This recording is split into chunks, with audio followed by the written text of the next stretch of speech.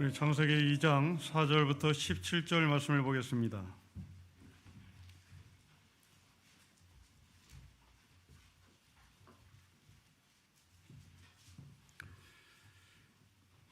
이 장 4절부터 17절 말씀을 교독합니다. 이것이 천지가 창조될 때에 하늘과 땅의 내력이니 여호와 하나님이 땅과 하늘을 만드시던 날에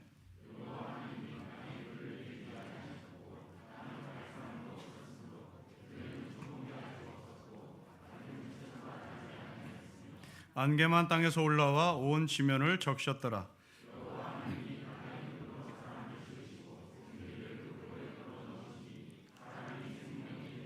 여호와 하나님이 동방의 에덴에 동산을 창설하시고 그 지으신 사람을 거기 두시니라.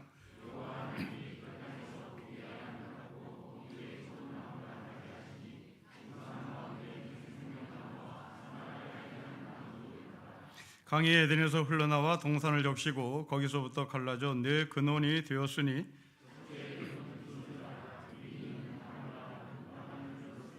그 땅의 금은 순금이요 그곳에는 베델리엄과 호마노도 있으며 셋째 강의 이름은 히데길이라. 아수르 동쪽으로 흘렀으며 넷째 강은 유브라데라.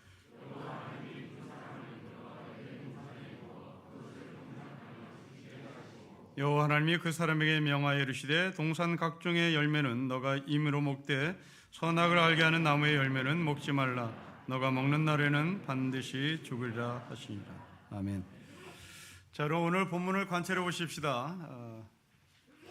4절과 5절에 하늘과 땅 그리고 땅 숫자를 세우면 하늘이라는 단어는 4절에 2번 나오고요. 그리고 17절까지 하늘이라는 단어는 나오지 않습니다. 대신 땅이라는 단어가 계속 반복하는데 땅이라는 단어만 9번 나옵니다. 거기에 동산이라는 단어까지 포함하면 11번이 나옵니다. 어떤 글에서 단어가 반복된다면 그 단어가 중요하다는 말이죠.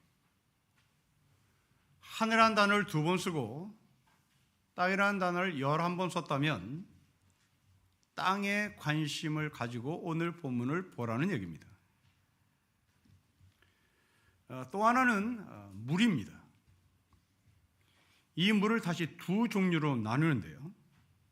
여러분 5절 말씀 보십시오. 비라는 물이 등장합니다. 반면에 10절부터 14절까지 또 다른 물이 나오는데 그 물은 강에서 흐르는 물입니다. 비는 하늘에서 내립니다. 때문에 비라는 물은 하늘로 처리해도 좋겠습니다. 그리고 에덴 동산을 중심으로 흐르는 강은 땅에 있는 물입니다. 하늘에 있는 물 비, 땅에 있는 물 강. 하늘을 2번 사용하시고 그리고 땅이라는 단어를 11번 사용합니다. 결국 땅과 하늘을 비교하며 하나님께서 우리에게 메시지를 주시는 말씀입니다. 여러분 고대 시대나 지금이나 하늘은 신이 계신 곳입니다. 그리고 이 신을 이 땅에서 대리하는 존재가 왕입니다. 자, 이 배경을 들고 오늘 본문의 말씀 보십시다. 여러분 4절과 5절의 말씀을 같이 읽겠습니다. 시작. 이것이 천지가 창조될 때에 하늘과 땅의 내력이니 여호와 하나님이 땅과 하늘을 만드시던 날에 여호와 하나님이 땅에 비를 내리지 아니하셨고 땅을 갈 사람도 없었으므로 들에는 초목이 아직 없었고 밭에는 채소가 나지 않습니다. 하늘에서 내려야 할 비가 내리지 않습니다. 하나님이 허락하지 않았기 때문입니다. 그렇다면 누가 지금 가장 곤혹스러운 처지에 있습니까? 그렇습니다. 하늘을 대신하는 왕이 곤혹스럽습니다.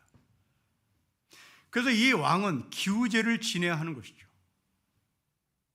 왕이 선정을 베풀지 못해 왕이 덕이 없어서 비가 내리지 않는 겁니다. 그 하늘을 대신하는 왕이 지금 뭔가를 잘못한 것이죠. 여러분, 일반 종교는 이렇게 하늘에 관심을 둡니다. 그러나 성경의 하나님은 땅에 관심을 둡니다. 당시 이 글을 읽었던 1차 독자는 하늘의 사람이 아닙니다. 왕이 아닙니다. 왕의 신하들이 아닙니다. 지식인들이 아닙니다. 바벨론에서 포로 생활하는 땅의 사람들입니다. 흙의 사람들입니다. 히브리 사람들은 이 땅의 사람, 흙의 사람을 암하레츠라고 불렀습니다. 이 암하레츠들은 법률도, 율법도, 예의도, 교육도 받지 못한 사람들입니다. 때문에 신으로부터 구원을 받을 수 없는 천덕꾸러기들, 바로 그들이 암하레츠, 땅의 사람, 흙에 속한 사람입니다. 오늘 저는 설교 제목을 흙으로 만든 사람이라고 표현하지 않았습니다. 흙의 사람들이라고 표현했습니다. 바로 암하레츠들에게 내리시는 하나님의 메시지란 말입니다. 성경은 하늘에 속한 사람들의 관심이 없습니다. 왕에 관심이 없습니다. 척박한 이 땅에서 비를 만나지 못한 땅의 사람들에게 관심이 있습니다. 예수님은 이 사람들을 가리켜 하나님 나라의 주인공들이라고 말하죠. 성경의 하나님은 기성 종교가 하늘에 관심을 갖고 있을 때 이 땅에 신음하고 이 땅에 비가 없고 이 땅에 경작할 땅이 없는 이 땅의 사람들에게 관심을 갖습니다.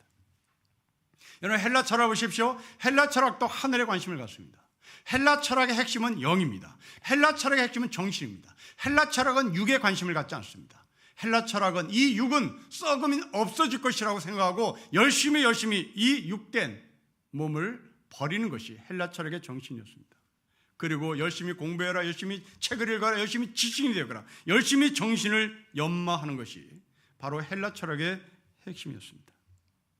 그래서 헬라 철학은 노동자들을 대단히 천시했죠. 노예들을 대단히 천시했습니다. 여자들을 무지무지 천시했습니다. 여러분들이 잘 아는 아리스토텔레스라는 철학자가 있습니다. 이 아리스토텔레스가 여자를 정의합니다. 여자는 사람이 되려다가만 존재, 사람이 되려다가 사람이 덜 된 존재가 바로 여자라고 아리스토텔레스가 정의를 합니다. 헬라의 국어사전에, 2000년 전 헬라의 국어사전에 노예의 정의를 이렇게 내립니다. 노예란 두 발로 걸어다니면서 짜렁짜렁 소리를 내는 짐승이라고 표현했습니다. 노예는 말하는 존재가 아닙니다. 그들의 국어사전의 정의입니다. 두 발로 걸어다니며 쩌렁쩌렁 소리를 내는 짐승들이라고 얘기했습니다. 여러분, 헬라 철학이 부활을 말하는 것이 있습니다. 여러분, 헬라 철학도 부활을 말합니다. 헬라 철학이 말하는 부활은 영의 부활입니다. 정신의 부활입니다. 그런데 성경이 이걸 뒤집습니다. 하나님은 바울을 통해 말씀합니다. 육의 부활이 있다. 그 육의 부활은 육의 사람이 영의 몸으로 다시 사는 겁니다. 치욕스러운 삶을 욕된 삶을 산 사람이 영광스러운 삶으로 다시 삽니다. 정말 허약하고 연약하고 비참한 삶을 산 사람이 강인한 사람으로 다시 사는 것이 성경이 말하는 몸의 부활입니다. 여전히 이 시대는 영을 더 높이 평가하는 시대입니다. 이 모습은 현대까지 이어집니다. 여러분, 프랑스 사람들은 자기네들이 스스로 왕정을 무너뜨리고 공화정을 일으켰다고 자부심을 갖는 소위 프랑스 혁명을 이뤄낸 사람들입니다. 이 프랑스 혁명을 일으켜 왕정을 끌어내린 프랑스 사람들은 당시 왕이었던 루이 14세를 정치적인 책임으로 처형을 시킵니다.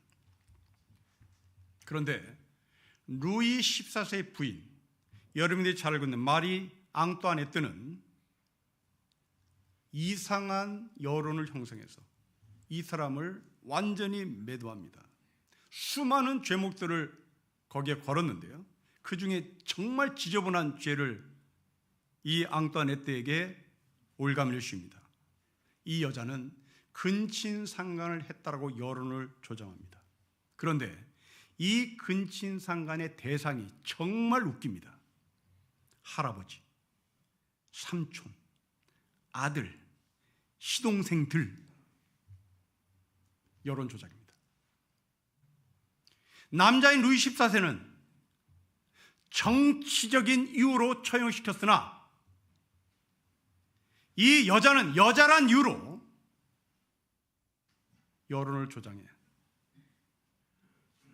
세상의 가장 막장 인생을 산 존재로 처리해버립니다. 그리고 결론 내립니다. 여성이 권력을 가지면 이런 일이 벌어지니 여성에게는 권력을 줘서는 안 된다. 이게 왕정을 끌어내리고 공화정을 일으킨 프랑스 혁명의 여론이었습니다.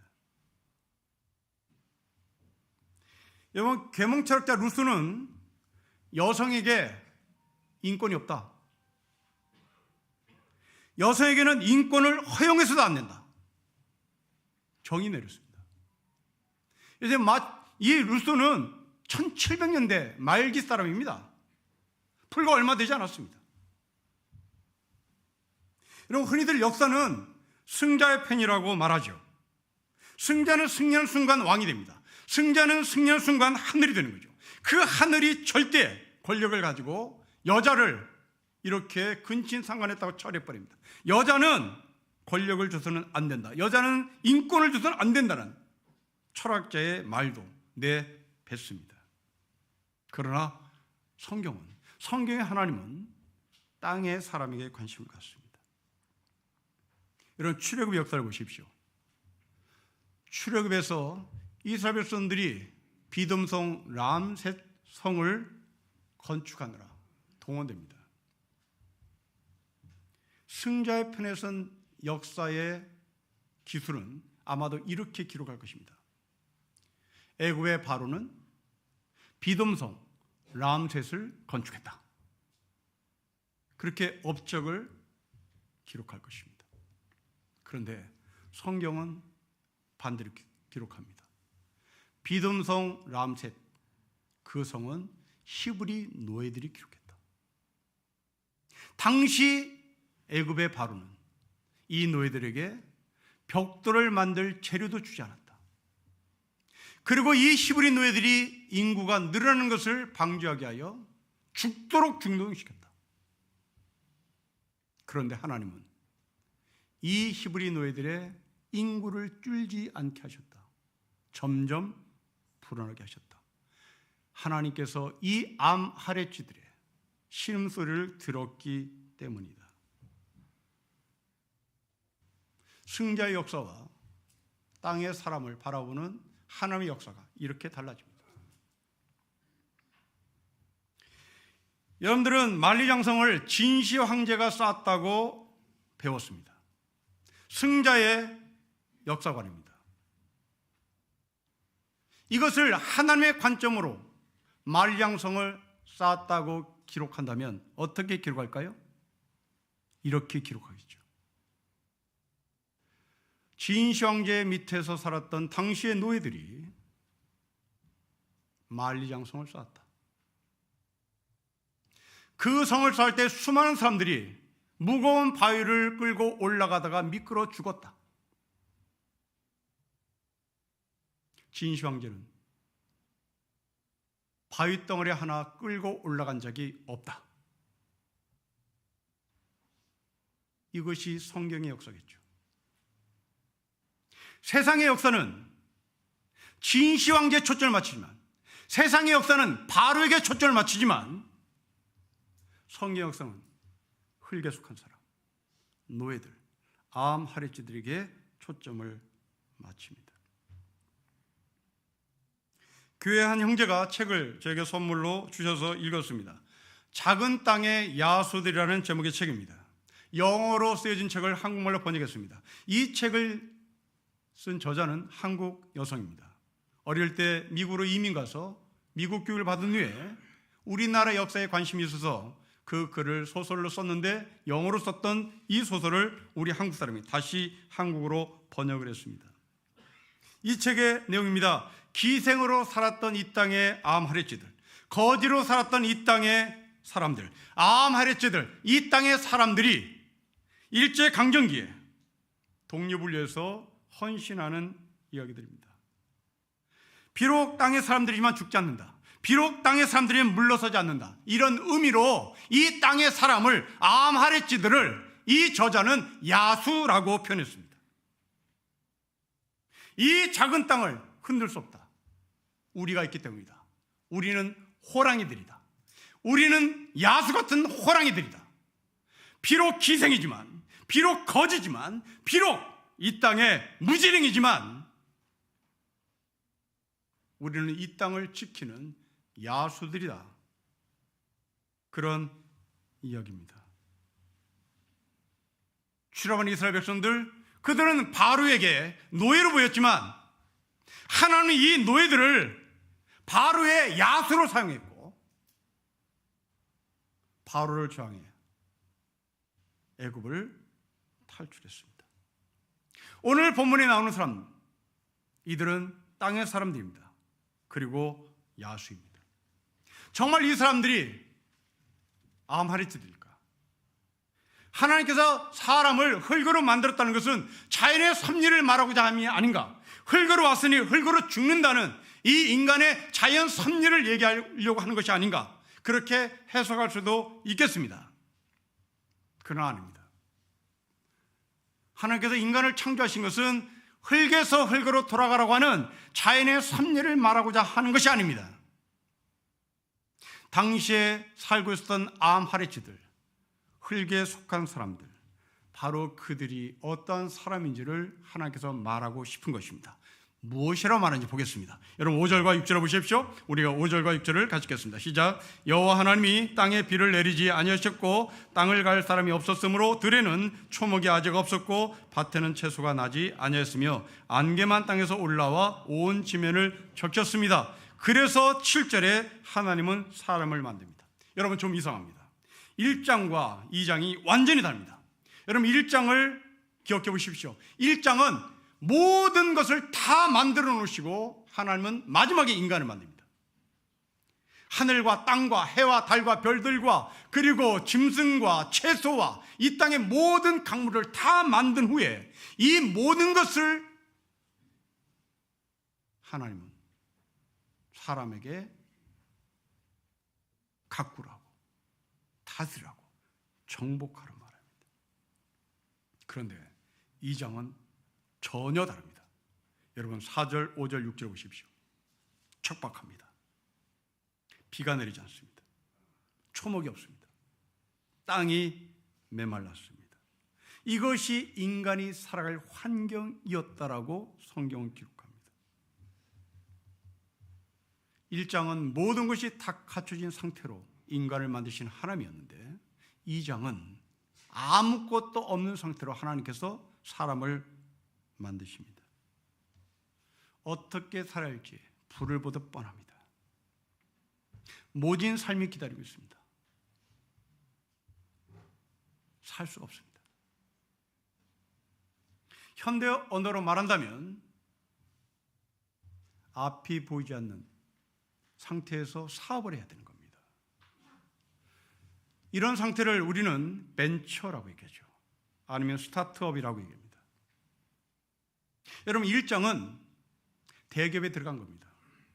1장은 모든 것이 갖춰진 시스템 안에서 일을 하는 거예요. 그런데 2장은 완전히 맨땅에 헤딩입니다. 여러분들은 1장의 삶을 택할 것인가? 2장의 삶을 택할 것인가? 여러분들의 기질에 다를 것입니다. 나는 대기업에 들어가서 안정된 직장에서 봉급을 받고 살겠다. 그게 1장입니다. 나는 2장처럼 스타트업을 하겠다. 나는 벤처를 하겠다. 맨 땅에 헤딩을 해야 하는 겁니다.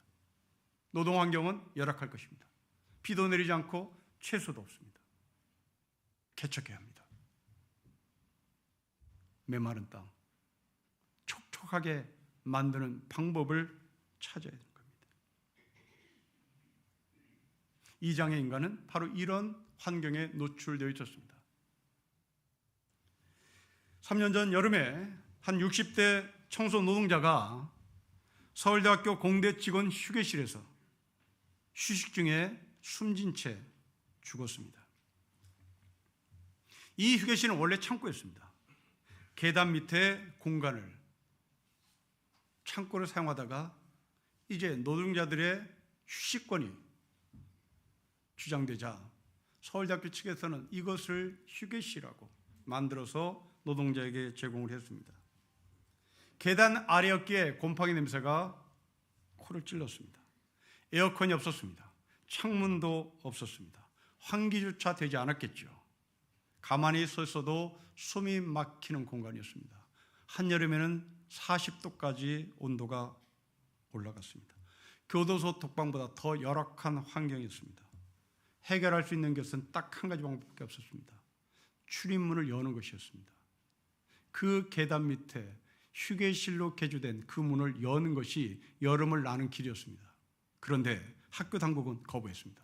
왜냐하면 이 휴게실과 가장 가까이 좋은 강의실에서 학생들이 공부를 하기 때문에 학교 이미지가 떨어진다는 이유로 문을 열지 마세요 지시했습니다.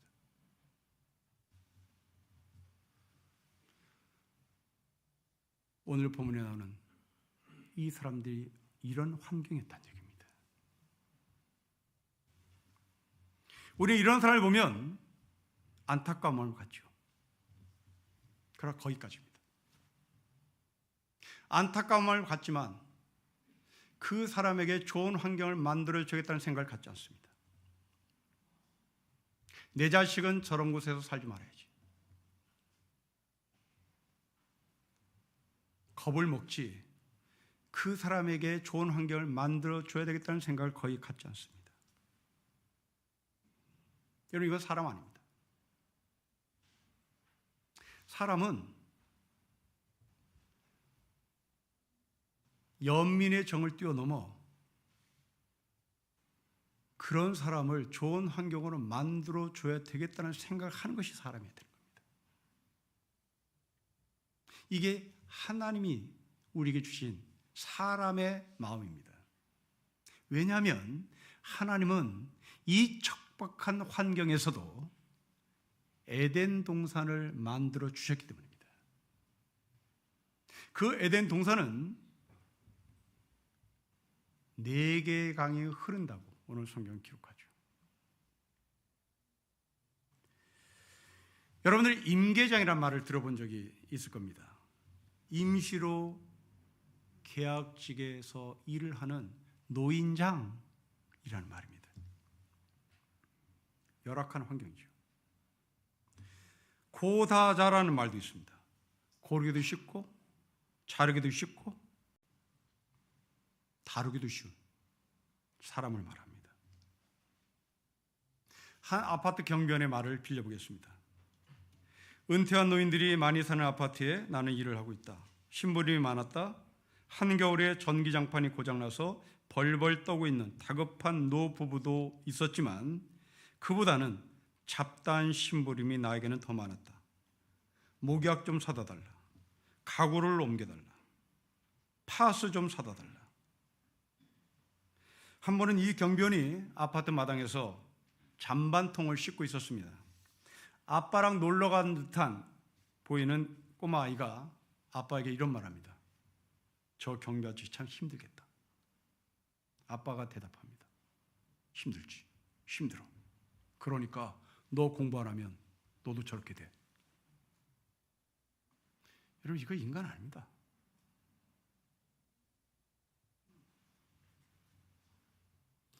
하나님은 그렇게 말하잖아요.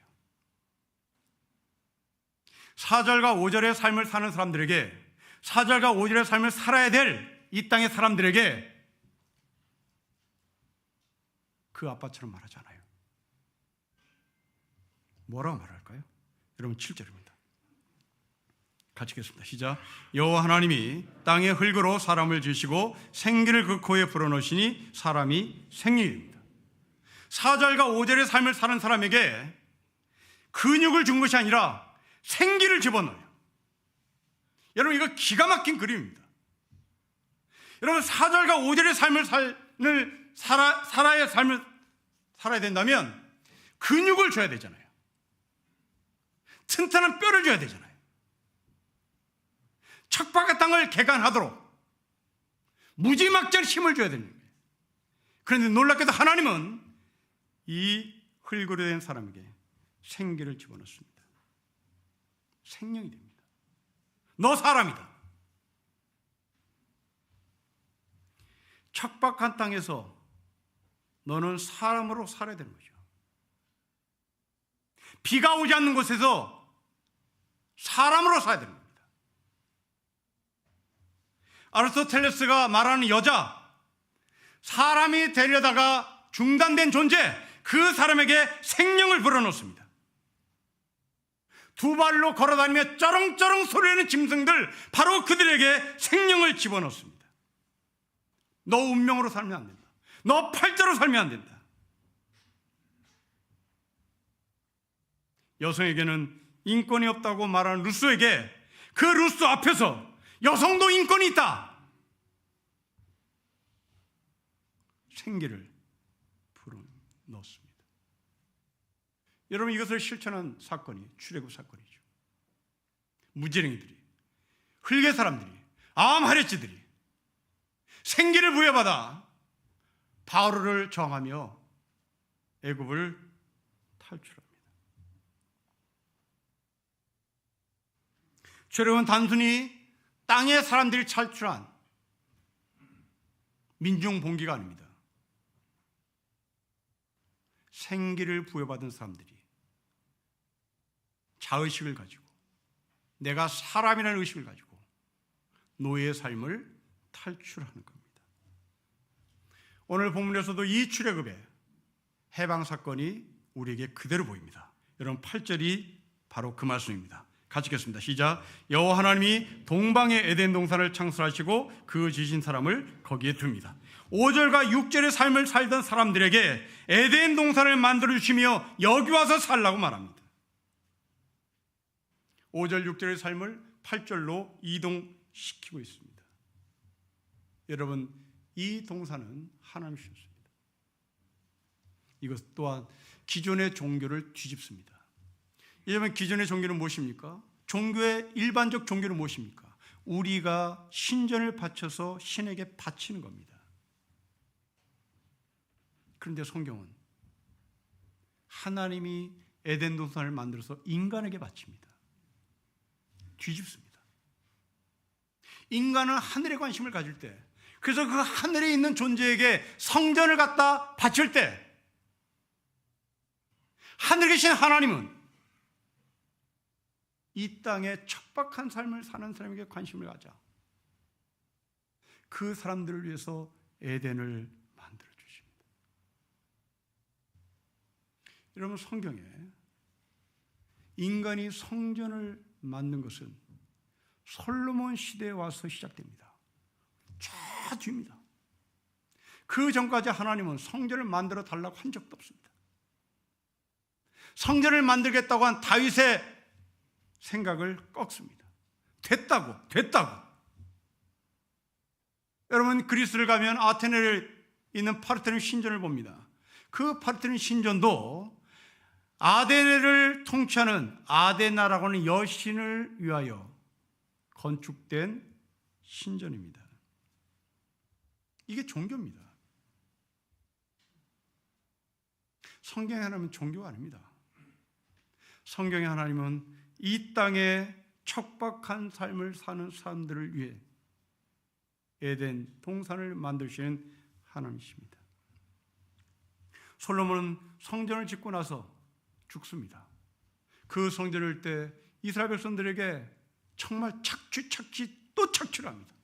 얼마나 과세에 시달렸는지 결국 이스라엘은 솔로몬이 죽고 나서 망합니다. 남북으로 분단됩니다. 그 이후로 2000년 동안 이스라엘 백성들은 디아스포라로 전 세계를 유랑방황합니다. 이런 사람들에게 하나님은 생기를 불어넣어 주시고 에덴 동산을 선물로 주십니다. 에덴은 왕들이 사는 궁전이 아닙니다. 에덴은 랜드도 아닙니다. 에덴은 가든입니다. 아주 조그만 동산입니다. 여러분들 하루 종일 일터에서 시간을 보낼 것입니다. 4절과 5절과 6절에 척박한 환경에서 일하고 집으로 돌아올 것입니다. 상사가 정말 못된 성격을 가져서 집 밟히고 일할 재료도 주지 않고 만들어내라고 시달린 채 하루 일을 마치고 집으로 돌아올 수도 있습니다. 그때 여러분의 가정은 어때야 되겠습니까? 여러분의 가정도 5절과 6절의 모습으로 있어야 되겠습니까? 그렇지 않습니다. 여러분의 가정은 에덴이어야 되는 겁니다. 좀비처럼 일하고 돌아와서 쓰러지는 좀비들의 공간이 아니라 좀비처럼 일했지만 내 집에 들어오면 생명을 만나는 에덴이어야 합니다. 여러분의 가정이 에덴임을 잊지 마십시오. 거듭 말씀드립니다. 여러분의 가정은 기숙사 아닙니다. 여러분의 가정은 여관 아닙니다. 하룻밤 묵고 떠날 호텔 아닙니다. 여러분의 가정은 에덴이어야 합니다. 우리 교회는 신전을 바쳐서 신전을 지어서 신에게 바치는 종교교회로 전락해서는 안 됩니다. 에덴은 거대한 빌딩도 아닙니다. 에덴은 메가처치도 아닙니다. 에덴은 동산입니다. 우리 교회는 동산이어야 합니다. 5절과 6절의 삶을 사는 사람들이 와서 쉬어야 할 것입니다. 비도 오지 않고 채소도 자라지 않는 이 척박한 삶을 사는 땅의 사람들, 흙에 속한 사람들, 바로 그 사람들이 이사 와서 머무를 할 공간이 바로 신림교회입니다. 대체 이 에덴은 어떻게 구성됐을까요? 여러분 10절 이하를 보십시오. 4개의 강이 흐릅니다. 여러분 메소포타미아 문명을 자랑하는 바벨론 문명, 그 바벨론 문명은 2개의 강을 흐르고 있었습니다. 그런데 하나님이 만들으신 이 조그만 에덴 동산은 4개의 강이 흐릅니다. 4강이 흘렀다는 것은 자원이 풍부하단 말입니다. 바벨론보다 더 많은 자원이 풍부하다는 얘기입니다. 여기에 하나님께서 땅의 사람들을 살게 하십니다. 저는 이 10절 이하의 강들을 바라보며 감격했습니다. 이유는 1장 2절 때문입니다. 여러분 1장 2절과 오늘 본문을 비교해 보십시다. 여러분 1장 2절을 다시 한번 읽겠습니다. 시작. 땅이 혼돈하고 공허하며 흑암이 깊음에 있고 하나님의 영은 수면 위에 운행합니다. 하나님의 영이 물 위를 지배하고 있습니다. 하나님의 영이 물을 통치하고 있습니다. 왜냐하면 물이 화가 나면 무섭기 때문입니다. 물이 범람하면 모든 것을 쓸어가기 때문에 그렇습니다. 그래서 고대 사람들은 물을 무서워했습니다. 이 무서워하는 물을 하나님께서 장악했습니다. 공포를, 두려움을 없애주게 하여 하나님은 물을 밟고 계셨습니다. 그런데 오늘 본문에 나오는 물은 다릅니다.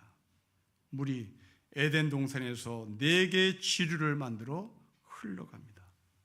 이 그림은 공포가 아닙니다. 생명입니다. 젖줄입니다. 1장에서 나오는 물은 공포였습니다. 그 공포를 밟으신 하나님. 그러나 2장에서 나오는 물은 생명이요 젖줄이요 평화입니다. 에스겔 선지자는 성경에서 이 에덴 동산의 4개의 강을 환상으로 봅니다. 에스겔 선지자의 고백입니다. 내가 성경에서 흘러나오는 물을 봤다. 그 물이 내 발목을 채웠다. 내 무릎을 채웠다. 내 가슴을 채웠다. 헤엄을 쳐야 될 상황이다. 그리고 이 물은 성전을 뛰어넘어 사해바다까지 흘러가더라. 그 사해바다에 죽은 그 사해바다가 생명으로 가득 차더라. 예수님은 이 에스겔 선지자의 말씀을 인용합니다. 누구든지 목마르든 내게로 와서 마시라. 나는 생수가 넘치는 강이라고 말씀하죠. 남편 5명 있는 여자에게 주님 말씀하십니다. 내가 너에게 주는 물은 영원히 목마르지 않을 것이라고 말씀합니다. 바로 에덴은 예수 그리스도십니다. 에덴은 예수 그리스도의 몸을 섬기는 교회입니다. 여러분, 교회는 강물이 흐르는 곳입니다. 교회는 생명이 흐르는 곳이어야 되는 겁니다. 교회는 겁을 주는 곳이 아닙니다. 교회는 물로 범람할 것이다, 범람할 것이다. 그러니 신전을 바쳐라, 신전을 바쳐라, 가스라이팅을 시키는 그런 곳이 아닙니다. 교회는 잔잔히 흐르는 물입니다. 교회는 생명이 흐르는 물입니다. 젖줄이 흘러가야 할 곳입니다.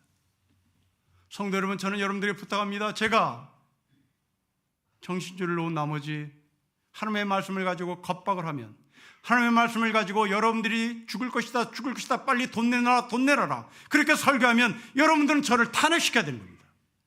더 이상 당신은 목사의 자리에 있을 자격이 없다라고 탄핵을 시키십시오.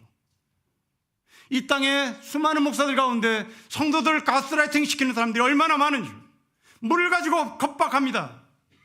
홍수가 난다, 홍수가 난다. 아닙니다. 주 예수 그리스도를 섬기는 참된 교회는 홍수 나지 않습니다. 주 예수를 섬기는 참된 교회는 4개의 강이 흐를 뿐인 겁니다. 생명이 흐릅니다. 평화가 흐릅니다. 젖줄입니다. 성도 여러분, 우리 교회가 물이 범람할 것이라고 겁박하는 교회가 되지 않았으면 좋겠습니다. 에덴에서 물은 범람하지 않습니다. 참된 성경적인 교회는 물이 범람한다니, 물이 범람하니 빨리 교회 짓자, 물이 범람하니 빨리 헌금 많이 하셔서 하나님께 신전을 바치자. 성도들을 속이지 않습니다. 에덴은 예수 그리스도십니다. 그 안에 아담과 하와를 살게 하십니다. 아담과 하와는 부부입니다. 아담과 하와는 식구입니다. 에덴으로 돌아가지 못할 남편, 에덴으로 돌아가지 못할 부부, 에덴으로 돌아가지 못할 식구, 그들의 삶은 뻔합니다. 5절과 6절처럼 메마를 뿌는 겁니다. 사랑하는 성도 여러분, 여러분들은 5절과 6절과 같은 부부로 사십니까? 정말 메말랐습니까? 등 돌리고 사십니까? 말을 해도 짜증입니까? 말 한마디 한마디 하면 시비를 겁니까? 아니면 물을 보고 겁을 먹는 가정입니까? 아닙니다. 우리는 5절과 6절의 부부도 아닙니다. 우리는 1장 2절에 물을 보고 겁먹는 사람도 아닙니다. 우리는 에덴의 부부입니다. 에덴의 부부는 얼굴에 잔주림이 보여도, 아이들 키우느라 자신을 가꾸지 못해도, 그래서 엉망진창이 된 내 아내를 나는 세상에 둘도 없는 아내라고 고백하는 것입니다. 가족들을 부양하느라 지쳐서 자신감이 사라진 내 남편이 여전히 남자로 보이고 여전히 멋진 내 남편으로 보여야 하는 겁니다. 왜냐하면 에덴에 4개의 강이 흐르기 때문입니다. 봄, 여름, 가을, 겨울 이 4개의 강에 여러분들은 휴양지를 찾아갈 수 있습니다. 첫째 강이 봄이라면 둘째 강이 여름일 것입니다. 강들이 흐르는 그곳에서 여러분들 씻을 수 있습니다. 강들이 흐르는 그곳에 여러분들은 가꿀 수 있습니다. 여러분들의 묵은 때를 씻어낼 수 있습니다. 우리 가정은 왜 이렇게 불행한지 모르겠습니다. 우리 가정이 왜 이렇게 불행한지 몰라. 나는 이것을 회복하기 기도도 하고 이렇게 금식도 했는데 왜 우리 가정은 이렇게 메말른지 모르겠습니다. 알려드리겠습니다. 이사하십시오. 에덴으로 이사하십시오. 5절과 6절에서 짐을 싸십시오. 4개의 강이 흐르는 이 에덴으로 이사 오셔야 하는 겁니다. 낙타와 사슴을 비교해 보십시오. 낙타는 물주머니를 쥐고 있습니다. 사슴은 물주머니가 없습니다. 낙타는 투박하게 생겼습니다. 낙타는 정말 별 볼일 없이 생겼습니다. 흉측스럽습니다. 사슴은 눈망울이 영롱합니다. 몸매가 매끄럽습니다. 그러나 사슴은 물주머니가 없습니다. 늘 갈증납니다. 늘 목이 마릅니다. 광야길을 걸어갈 인생은 사슴이 되어서는 안 됩니다. 광야길을 걸어갈 우리는 낙타로 살아야 합니다. 하나님은 우리에게 낙타로 살 수 있도록 예수 그리스도를 주셨습니다. 에덴 동산에 4개의 강을 주셨습니다. 생수의 강이 넘치는 하늘의 말씀을 주셨습니다. 물이신 예수 그리스도가 내 안에 계십니다. 하나님의 형상을 가진 사람만이 갖고 있는 유일한 축복입니다. 예수님에게로 이사 오십시오. 5절과 6절의 척박한 삶을 버리십시오. 여러분들이 5절과 6절의 삶에 목을 매서는 안 됩니다. 직장 상사가 여러분들에게 가란 삶을 좋은 환경으로 바꾸시려고 착각해서는 안 됩니다. 그렇게 착각한 나머지 보스에게 갖다 뭘 바치고 상사에게 무엇을 갖다 바치고 열심히 아양을 떨어봐야 그 상사는 여러분들을 이용하고 버릴 뿐입니다. 이것이 5절과 6절의 삶입니다. 이런 사람들에게 하나님은 생기를 불어넣으셨고 생명을 만들어 놓으셔서 4개의 강이 흐르는 에덴으로 이주하게 하셨습니다. 세상을 믿지 마십시오. 상사를 믿지 마십시오. 달콤한 유혹에 넘어가지 마십시오. 척박한 땅은 척박할 뿐입니다. 에덴 동산만이 살 길입니다. 예수만이 살 길입니다.